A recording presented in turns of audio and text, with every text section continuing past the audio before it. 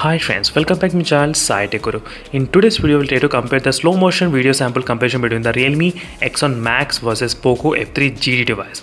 So both phones can actually record the slow motion up to 960 FPS. Yes friends, 960. Whereas a few other smartphones in this kind of price range, they can only record up to 240 fps and 480 fps. But these two phones are capable of recording at 960 fps without any kind of issues. So in this video, I'll try to show you clearly one video sample which I have recorded using both phones outdoor. Let me try to exactly show you friends what is the video. So this is the water pump video which I thought of recording with the slow motion recording in both phones. I recorded at 960 fps. Let me just start playing the video right now. Let me try to zoom it in. Yes, you can actually zoom into the video as well without any kind of issues. As you can see, the slow motion clarity in this Realme X7 Max, how it is. Let me try to play it again. As you can see friends, and you can zoom up to till here. I think not bad in terms of the clarity. As you can see, the slow motion, how it is in the water in the bottom. So let me try to start again. As you can see friends clearly. So it's kind of really good, I would say. If you try to edit, is there any option to slow down? Yes, you can adjust the slow motion's feedback as you can see. You can adjust the complete speed how you wanted. You can do that. Let's check how is the clarity in the Poco F3 GT device. So what is happening in the Poco F3 GT? Not bad. Even in the Poco F3 GT also doing kind of good job in terms of the. I did see the clarity is kind of really good in the Realme X7 Max device. In terms of the clarity, I'm not sure. Let me just slightly increase the brightness. I'm not sure whether you will be able to notice the small details or not. Let me just start playing the video.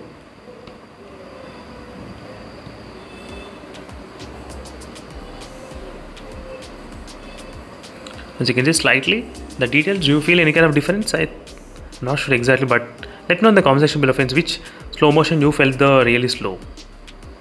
Let's focus in the bottom part. So both are really very slowly. I think the clarity is slightly, maybe the Realme X7 Max just a little bit, but not much.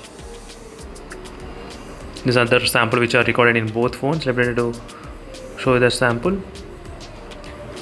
I think this should be kind of same video. Let me try to play at same time. This is the slow motion recording which I did record using the 1080.